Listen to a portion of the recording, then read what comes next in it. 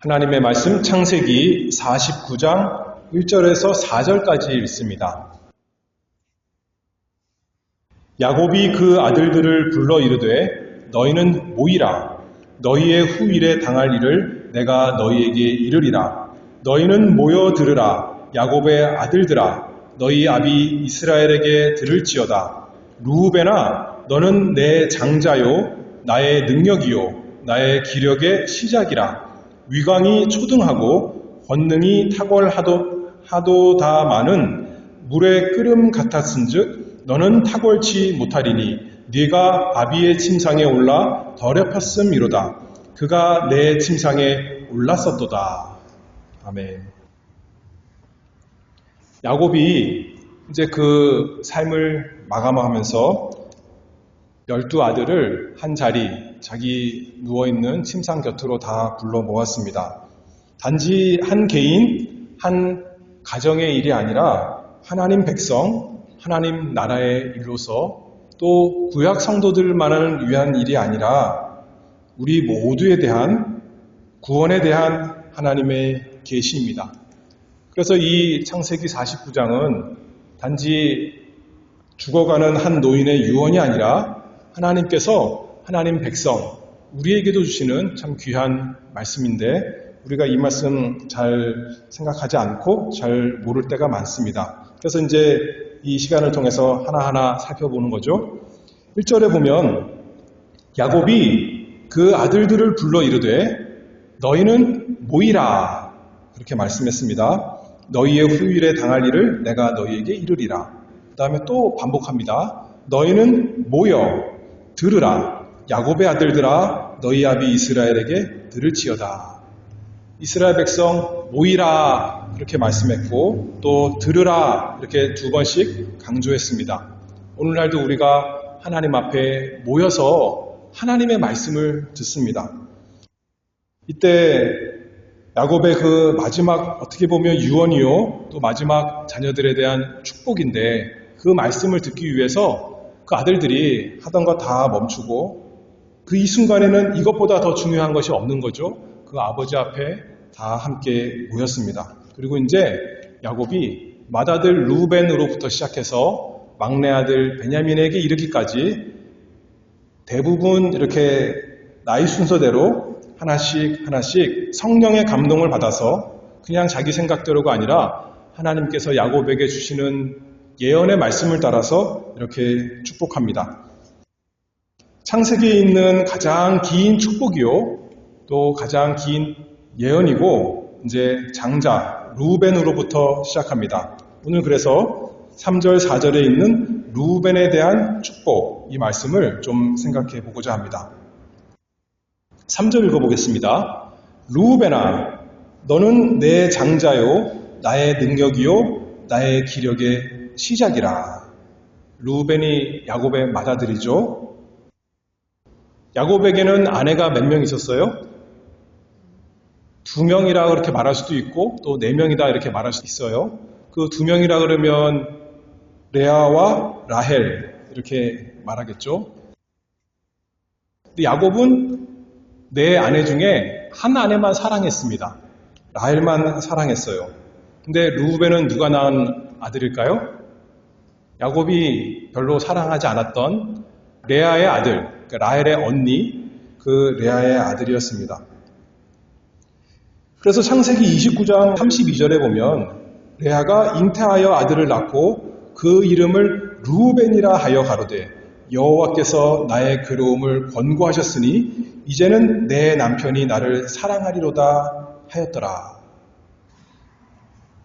루벤, 성경에서 구약 성경에서 벤 그러면 아들이란 뜻입니다. 근데 루라는 것이 정확지는 않지만 라라는 것이 보다라는 뜻이에요. 그러니까 많은 사람들이 생각하기에 보라 아들이다 이런 뜻이죠. 그러니까 옛날 사람도 그런 거 있잖아요. 그 아내가 결혼해서 참 남편에게 사랑을 못 받았는데 이제 아들을 낳고 나서 보소서 아들입니다. 내가 당신의 아들을 낳았습니다. 아마 그런 뜻으로 루벤 이름을 지었던 것 같습니다. 그래서 레아는 생각했겠죠. 이 아들이 남편 야곱과 자신의 사랑의 결과, 열매는 아니지만 오히려 이것으로 인해서, 이 아들로 인해서 이제 사랑이 시작되기를 바라는 마음으로 루벤 이렇게 이름을 지었을 것 같습니다. 야곱에게는 이 아들은, 여기 야곱이 이렇게 말씀하죠. 너는 내 장자요. 야곱이 사랑하지 않았던 레아가 낳은 아들이지만 그럼에도 불구하고 이 사람은 내 장자요. 나의 능력이요. 나의 기력의 시작이라. 그렇게 야곱이 르우벤을 장자로 취급을 했던 것입니다. 옛날에 장자는 우리가 아는 대로 아버지로부터 유산을 2배를 물려받는다 이렇게 말씀했습니다. 2배. 그러면 어떻게 주는 거냐면 아들이 만약에 셋이 있으면 아버지의 유산을 4수로 나눠서 첫째 아들은 2 갖고 나머지 아들은 하나씩 갖는 그런 식의 이렇게 몫을 받습니다. 그리고 단순히 그냥 한 가정의 이 장자가 아니라 르우벤은 지금 아브라함 그리고 이삭, 야곱을 잇는 그 족장, 우리가 하나님 이름 하나님 부를 때 이스라엘 백성이 아브라함의 하나님, 이삭의 하나님, 야곱의 하나님 그렇게 부르지 않습니까? 그 다음에 만약에 르우벤이 장자 역할을 잘 했더라면 이어서 르우벤의 하나님 이렇게 이어졌을 텐데 그런 맏아들의 위치입니다. 아버지를 이어서 부족에 마치 그 가족의 왕과 같이 그런 지도자요. 또 신앙적으로는 그 가족의 제사장 역할을 해서 우리나라도 제사 드릴 때 그 맏아들 중심으로 제사를 드리는 것처럼 이때도 아마 맏아들 중심으로 하나님께 다 나아가 제사를 드렸을 것입니다.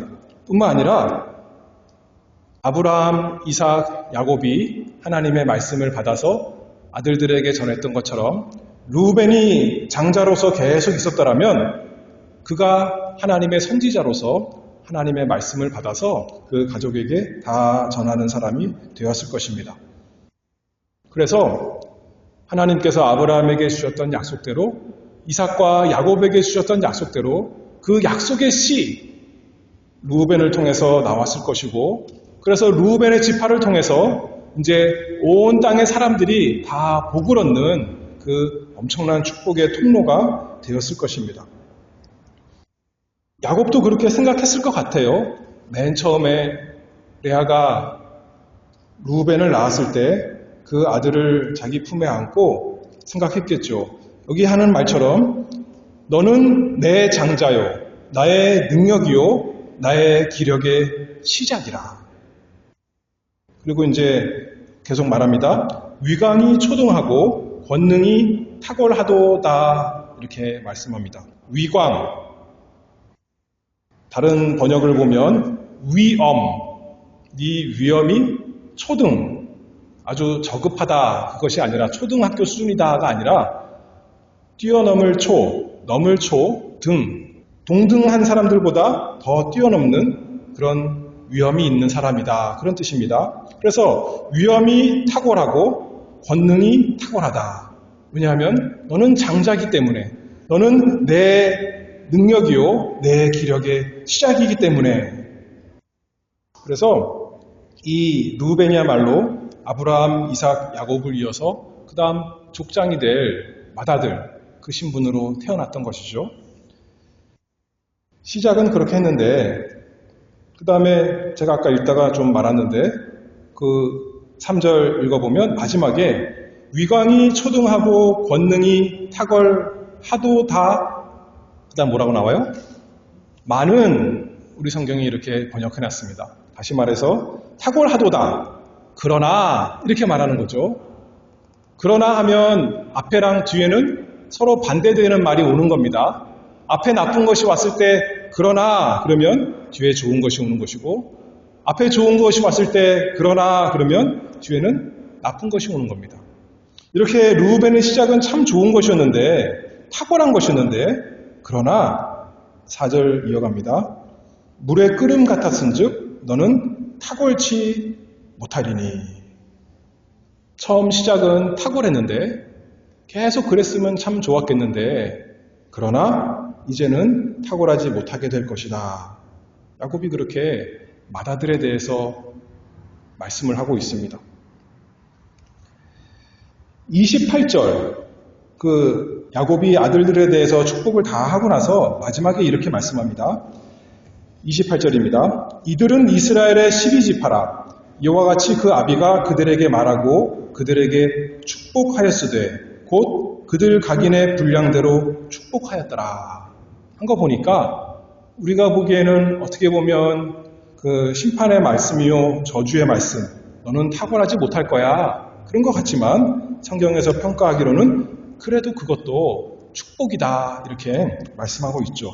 다만 각인의 분량대로 축복했는데 이 르우벤은 자기가 원래 받았어야 할, 어떻게 보면 그 장자의 축복 받지 못하고 자기 잘못된 품성과 그 행위대로 자기의 분량대로 이제는 탁월치 못한, 그러나 여전히 축복받은 이 르우벤, 우리가 생각해 볼 수가 있습니다. 그래서 복을 받지 못한다라는 뜻이 아니라 맏아들에게 마땅한 그런 복이 아니라, 탁월한 것이 아니라 탁월치 못한 그런 형제 가운데 한 사람이었습니다. 그럼에도 불구하고 야곱이 너희는 모이라 그리고 내 말을 들으라 할 때 그 가운데 있었고, 또 아브라함과 이삭과 야곱의 여전히 자손이고 하나님 백성 가운데 속해 있고, 또 여호수아 때 이제 광야를 다 40년 지나고 가나안 땅 들어갈 때도 땅을 한 자리 얻었습니다. 애굽에서 있을 때도, 광야에서 있을 때도, 그리고 이제 가나안 땅에 들어가서도 하나님 백성 가운데 르우벤은 여전히 포함하고 있습니다. 그러나 너는 탁월치 못하리니, 장자의 특권 잃어버린 것이죠. 그래서 성경에서 보면 여러분 성경의 유명한 사람 가운데 르우벤 지파 들어보신 적 있어요? 그런 것이 없어요. 그렇죠? 어떤 선지자도 르우벤 지파다 이렇게 말하는 거 없고, 어떤 지도자나 왕은 당연히 없고, 또 어떤 사사 르우벤 지파에서 나온 것 우리는 볼 수가 없습니다. 그리고 인구수, 그 사람들, 그 르우벤 지파 숫자를 보아도 이제 광야에서 가나안 땅으로 들어가는데 그때 보니까 인구조사 하지 않습니까? 근데 12지파 중에 제가 기록을 보니까 9번째 숫자를 보니까, 규모를 보니까 그렇게 이 하나님의 말씀대로 탁월치 못했던 것이죠. 그리고 광야에서도 그래요. 광야 처음 시작할 때보다 광야 생활 40년 지나고 이제 가나안 땅에 들어가는데도 그때 사람이 더 늘어난 것이 아니라 줄었습니다. 12지파 가운데 어떤 지파는 사람들이 많이 늘어났는데 늘어나지 않고 오히려 줄어든 지파가 5지파인데 그 중에 하나 르우벤 지파. 너는 탁월치 못하리니. 뿐만 아니라 다른 지파들은 다 요단강 건너서 가나안 땅 들어가는데 르우벤 지파, 또 갓 지파, 므낫세 반 지파는 요단강 건너가지 않고 건너가면 서쪽이죠. 동쪽에 그렇게 자리를 잡았습니다. 그리고 이제 북이스라엘이 망할 때 그 세 지파가 르우벤 지파부터 시작해서 갓 지파, 므낫세 반 지파가 아수르 왕에게 먼저 다 잡혀갑니다. 너는 탁월치 못하리니.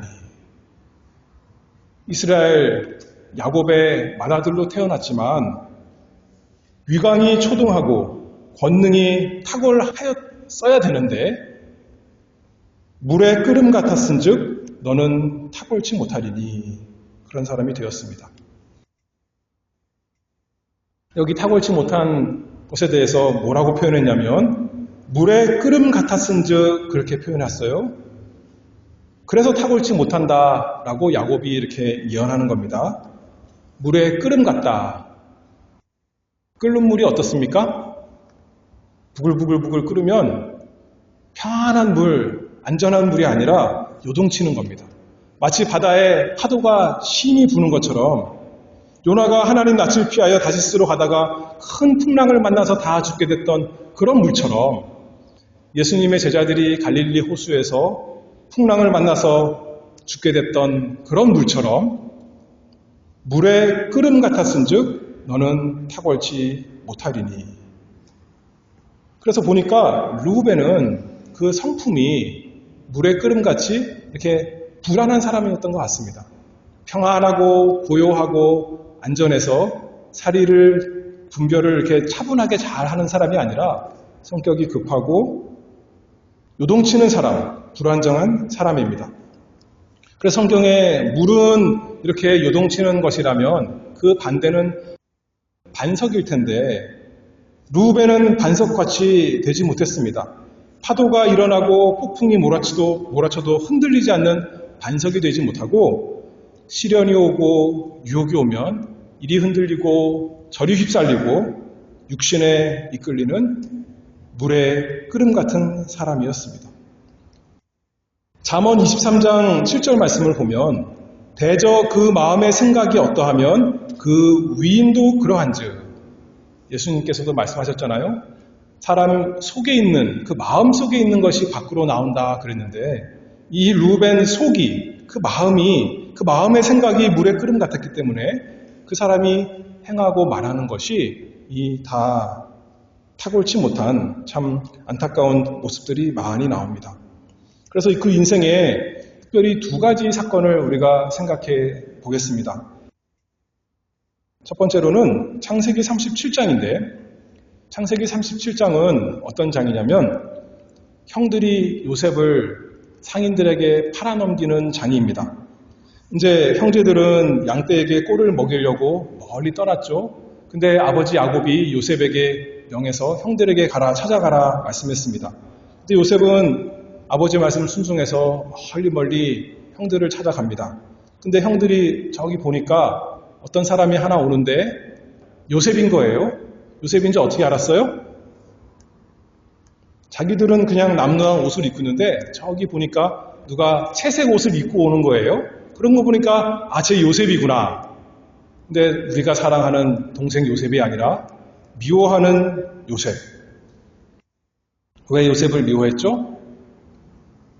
아버지가 형들은 사랑하지 아니하고 요셉만 사랑하고 요셉만 예쁜 꽃가옷 입혀주고 그렇게 했잖아요. 또 요셉은 형들하고 있을 때 형들이 잘못하면 쪼르르 아버지한테 달려가서 형들이 잘못한 거 다 고자질하고 또 요셉은 꿈을 꾸는데 형들뿐만 아니라 아버지 어머니가 자기에게 다 절하는 것 같은 그런 꿈을 꾸고 그러니 보통 사람의 눈에 이 조그만 동생 요셉이 사랑스러울 수가 없는 것이죠. 미울 수밖에 없었을 것입니다. 그래서 형들이 뭐라 그러냐면 우리가 미워하는 요셉이 오니까 여기서는 아버지 집하고도 멀고 거리가 떨어져 있으니 쟤를 잡아 죽이자. 그렇게 말했던 거예요. 그럴 때 루벤이 뭐라 그래요? 잡아 죽이지 말고 우리가 직접 상하게 하지 말고 그냥 구덩이에 던져 넣자. 그렇게 말하는 겁니다. 그러면 무슨 생각이었을까요? 당장 죽이는 것이 아니라 구덩이에 들어가면 이제 자기 혼자 죽겠거니 굶어 죽겠거니 그렇게 말하는 거죠. 그렇게 성경에 나오지 않지만 그런 생각으로 말했을 것입니다. 근데 루벤 생각에는 지금은 자기가 잠시 자리를 떠났다가 나중에 돌아와서 이 아이를 꺼내서 다시 아버지께로 이제 돌이키려고 했던 겁니다. 그럼에도 불구하고 제대로 된 맏형이라면 지도력을 발휘한다면 어떻게 됩니까?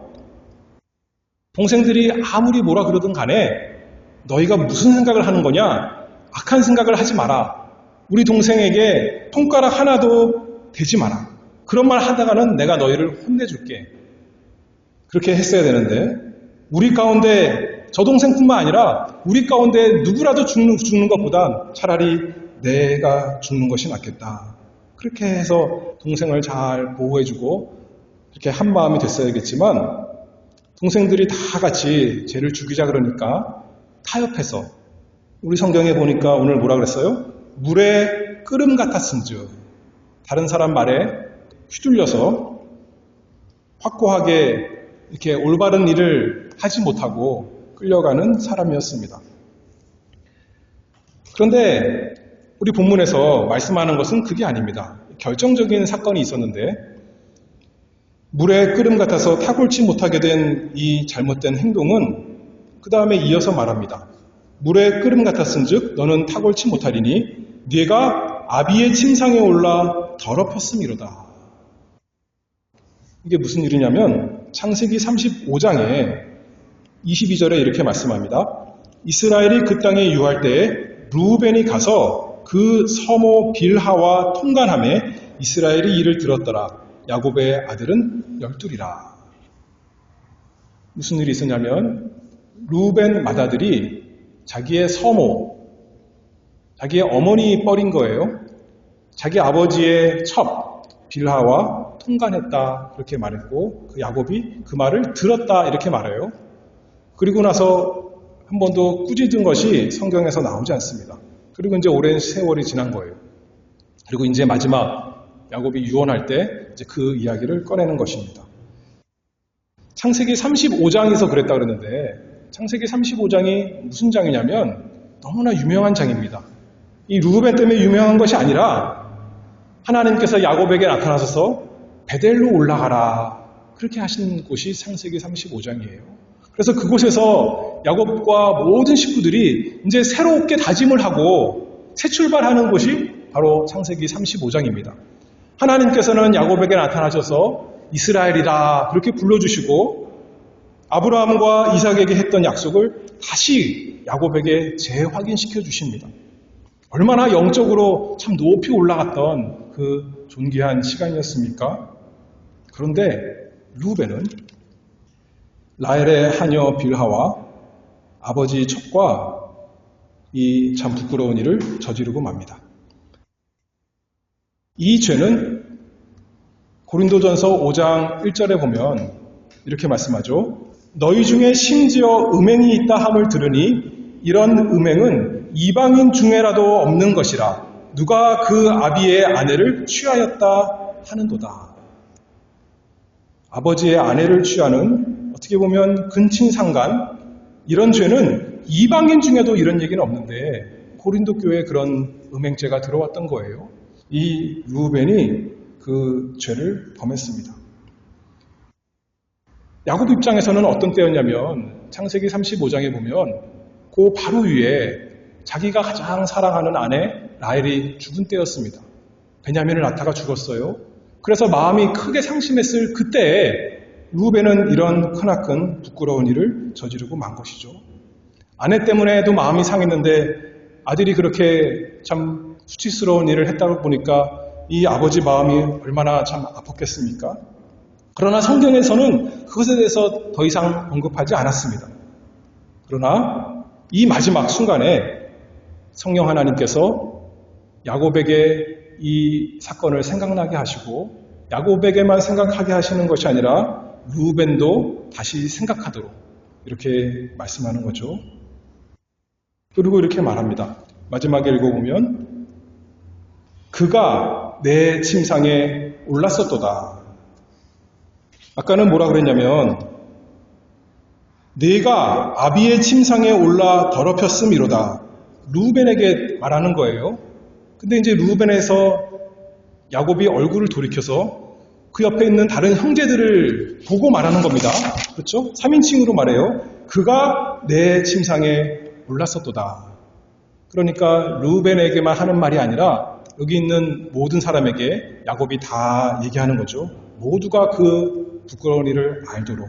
다 잊었을 텐데 이미 오랜 이야기인데 다 생각나게 하나님께서 하셨습니다. 르우벤은 이렇게 말하고 싶었겠죠.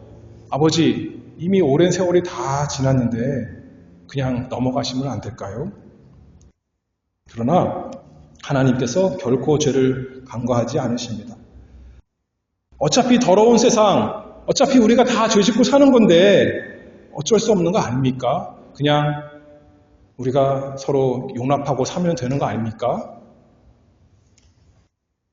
데살로니가 전서 4장 3절에 보면 하나님의 뜻은 이것이니 너희의 거룩함이라 곧 음란을 버리고 각각 거룩함과 존귀함으로 자기의 아내 취할 줄을 알고 하나님을 모르는 이방인과 같이 세욕을 쫓지 말고 좀 내려가서 하나님이 우리를 부르심은 부정케 하심이 아니요 거룩케 하심이니 그러므로 저버리는 자는 사람을 저버림이 아니요 너희에게 그의 성령을 주신 하나님을 저버림이니라. 이 죄의 문제는 참으로 심각한 것입니다. 그런데 하나님께서 루벤에게 야곱을 통해서 이 죄를 생각나게 하시는 것은, 그리고 루벤에게만 아니라 야곱에게도 마찬가지고 또 거기 함께 모여있는 다 모든 자녀들에게도 마찬가지입니다. 심판하시려고 그러신 것이 아니에요. 아까 28절 읽었잖아요. 거기에 뭐라고 그랬어요? 이와 같이 그 아비가 그들에게 말하고 그들에게 축복하였으되 곧 그들 각인의 분량대로 축복하였더라. 복주기 위해서 지금 이 말씀을 하는 겁니다. 너 나쁜 죄 졌지? 평생 마음 괴로워하면서 살아라. 저주를 받을지어다. 그러기 위해서 하시는 말씀이 아니라 뭐 하라고 그러시는 걸까요? 회개하라, 그 말씀이죠. 예레미야 3장 13절에 보면 너는 오직 내 죄를 자복하라. 구약의 유명한 사울왕, 그리고 신약에는 유명한 가룟 유다, 자기들이 잘못한 것 알고 후회했을지라도 그들에게는 생명에 이르는 회개는 없었습니다. 그러나 반대로 사울과 대조되는 사람 누구죠? 큰 죄를 지은 사람? 다윗 왕. 다윗 왕은 나단 선지자가 그 죄를 지적했을 때 당신이 그 사람이로다 라고 했을 때 죄를 깨닫고 하나님께 회개했습니다. 가룟 유다와 또 대비되는 사람은 신약에 누구예요? 예수님의 제자 베드로. 베드로는 예수님을 3번이나 부인했지만 닭이 울 때 예수님이 하신 말씀을 생각하고 예수님이 자신을 보실 때 눈물 흘리며 회개했다 했습니다. 사람들은 죄를 숨기고 싶어합니다. 잊어버리고 싶어합니다. 그런데 자기 스스로 죄를 가리울 수도 없고 죄를 스스로 용서할 수도 없지만 죄를 가리울 수 있고 용서받을 수 있는 길이 있다는 거죠. 요한일서 1장 9절에 보면 만일 우리가 우리 죄를 자백하면 저는 미쁘시고 의로우사 우리 죄를 사하시며 모든 불의에서 우리를 깨끗게 하실 것이요. 이 약속의 말씀이 있는 것 아니겠습니까?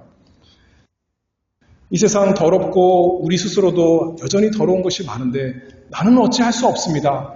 그렇죠. 우리는 할 수 없습니다. 그러니 우리가 전능하신 아버지 하나님 앞에 나와서 기도하는 거 아닙니까? 하나님 아버지, 제 죄를 사하여 주시옵소서. 저를 깨끗하게 해 주시옵소서. 하나님께서 약속하셨으니 그 약속대로 모든 불의에서 우리를 깨끗하게 해주실 것을 믿습니까? 믿기를 바랍니다. 근데 루벤은 회개했다 그런 기록은 없어요. 그렇죠? 그런데 회개했을 것 같아요. 바리새인들처럼 자기가 기도하는 것 길거리에 나가서 자랑하는 그런 건 참된 회개가 아니겠지만 사람들 앞에서가 아니라 하나님 앞에서 회개했을 것입니다. 그리고 지금 이제 다 회개 안 할 수 없는 그런 상황이 됐잖아요. 하나님께서 우리에게 죄를 깨닫게 하실 때는 죄 가운데 괴로워서 망하라 그것이 아니라 죄사함 받고 평강을 누리도록 깨끗함을 얻도록 더러운 가운데 저주 가운데 머물지 말고 거룩한 가운데 하나님 부르신 그 은혜 가운데 나오도록 하나님께서 말씀하십니다. 그래서 이 첫 번째 아들이 루벤인데 죄로 시작하는 거예요.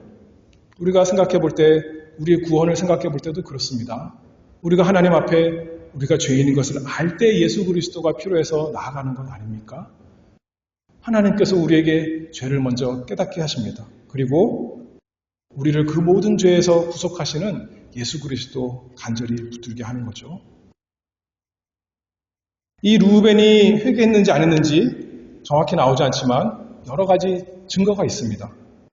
뭐냐면 아까도 제가 말씀했는데 루벤이 혹시 형제 가운데 탁월하지는 않았을지라도 망하지는 않고 여전히 하나님 백성 가운데 있었습니다. 하나님 백성 가운데 끊어지지 않았습니다. 약속의 땅에 들어가서 이스라엘과 함께 계속 함께하는 것입니다. 아까 제가 북이스라엘에서 아수르에 잡혀간 첫 번째 지파 중에 하나가 루벤이라고 그랬는데 아수르에게 잡혀갔다 하더라도 성경 맨 마지막에 책 이름이 뭐죠? 요한계시록에 루벤의 이름이 나옵니다. 무슨 말이에요? 루벤 지파가 루벤이 쉽게 말해서 하나님 백성 가운데 여전히 있다는 거고 천국에 가면 만날 수 있다는 겁니다. 계시록 7장에 보면 이마에 인침받은 하나님의 종들 14만 4천 나오는데 그 중에 루벤 지파가 있고 계시록 21장에 성령께서 요한에게 하늘에서 내려오는 거룩한 성 예루살렘 보여주시는데 하나님의 영광이 나타났다 그랬어요. 그 예루살렘 성에. 그런데 12문이 있는데 그 문들 위에 이스라엘 자손의 12지파의 이름 써있다 그랬으니 루벤 이름도 거기 써있는 것이죠. 루벤은 회개하고 예수 그리스도 붙들고 천국에 이른 사람 되었던 것 우리가 알 수가 있습니다. 야곱의 맏아들 루벤에게 이렇게 엄중한 말씀으로 축복할 때 다른 형제들이 루벤에게 그 큰형에게 돌을 던질 수 있었을까요? 저 형이 참 나쁜 놈이었네. 그것이 아니라 다 하나님의 은혜로 자기 죄를 생각했을 것입니다. 예수님께 끌려 나왔던 그 가늠한 여자에게 아무도 돌을 못 던졌던 것처럼 이 모든 형제들이 아버지 앞에 다 아버지를 속인 죄인들이죠. 그렇죠? 다 요셉을 거의 죽인 그런 죄인들이죠. 자기 죄를 생각하면서 하나님께 은혜를 구했을 것입니다. 그리고 이제 아버지가 이제 마지막 돌아가시는 길에 무슨 복을 줄까? 세상적으로 무슨 좋은 걸 주실까? 왔다가 맨 처음에 이제 형을 크게 혼내는 말 같은 걸 하는 거 보니까 다들 마음이 어떻게 됐을까요? 낮아졌겠죠. 겸손해져서 이제는 낮아져서 은혜를 구하면서 이렇게 엎드렸을 것입니다. 구약에 보면 아버지의 첩을 범한 또 다른 아들이 있는데 누구죠? 다윗의 아들 압살롬이 그런 참 끔찍한 일을 합니다. 그런데 압살롬은 회개할 기회가 없었고 하나님의 백성 가운데 들어가지 못하고 끊어졌던 것 같습니다. 그러나 루벤은 하나님의 은혜로 이렇게 자복하는 은혜가 있었을 것입니다. 시편 32편 5절에 보면 내가 이르기를 내 허물을 여호와께 자복하리라 하고 주께 내 죄를 아뢰고 내 죄악을 숨기지 아니하였더니 곧 주께서 내 죄의 악을 사하였나이다. 내 스스로 내 죄를 가리면 가려지는 것이 아니지만 주님 앞에 다 드러내놓고 고백하면 주님의 은혜를 구하면 주님께서 내 모든 죄를 다 덮어주십니다. 주님의 보혈로 가려주십니다. 덮어주기만 하는 것이 아니라 우리를 깨끗하게 해주신다 약속해 주잖아요. 그러니 이제 그 주님의 사죄의 은혜를 안다면 더 이상 과거의 그 물의 끓음같이 내 욕심대로 어리석음대로 세상의 유혹대로 이리저리 흔들리고 요동하는 사람이 되지 않기를 우리가 소원하며 살기를 바라는 거죠. 레아가 루벤을 낳고 보라 아들이다 그런 식으로 이름을 졌다라고 했는데 우리는 하나님 아버지께서 하나님의 아들을 주셨습니다. 보라 내 아들이다. 루벤은 요셉을 지키지 못하고 동생들과 함께 요셉을 결국은 팔아넘기는 데 일조한 사람이 되었지만 하나님의 아들 우리의 맏형 예수 그리스도께서는 우리를 위해서 자신이 희생한 사람이 되었습니다. 루벤은 나중에 이제 베냐민 요셉이 데려오라 그럴 때 애굽에서 데려오라 그럴 때 아버지한테 그렇게 말합니다.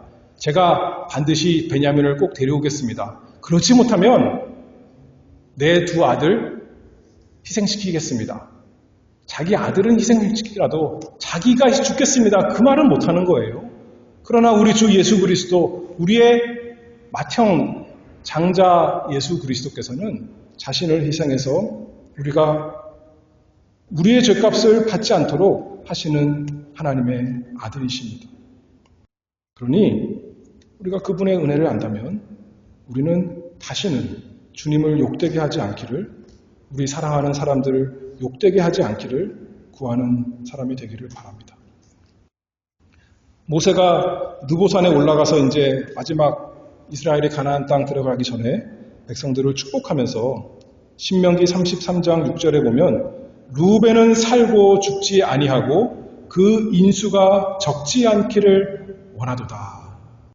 모세가 그 루벤 지파에 대해서 끊어지지 않고 그 숫자가 적지 않게 되기를 원한다 축복했습니다. 우리 예수님 부활하시고 하늘을 높이 올라가셔서 우리를 위해서 기도하시는 거죠.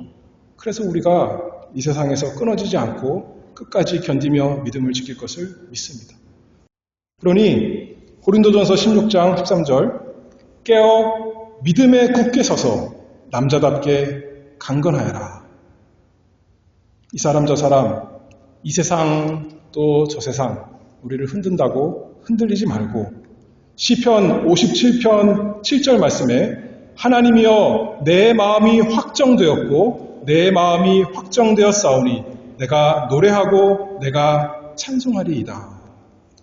앞서가신 주님 바라보면서 주님 가신 길 우리도 따라가는 내 뜻대로 마옵시고 아버지 뜻대로 다 되기를 원합니다 하는 우리가 다 되기를 바랍니다. 기도하겠습니다. 은혜가 무한하신 아버지 하나님 감사합니다.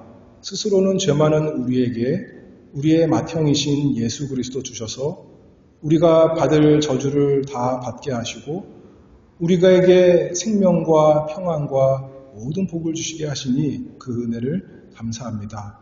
우리 주 예수 그리스도를 인하여 우리가 믿음을 가지고 믿음에 굳게 서서 날마다 한 걸음 한 걸음 걸어가기를 원합니다.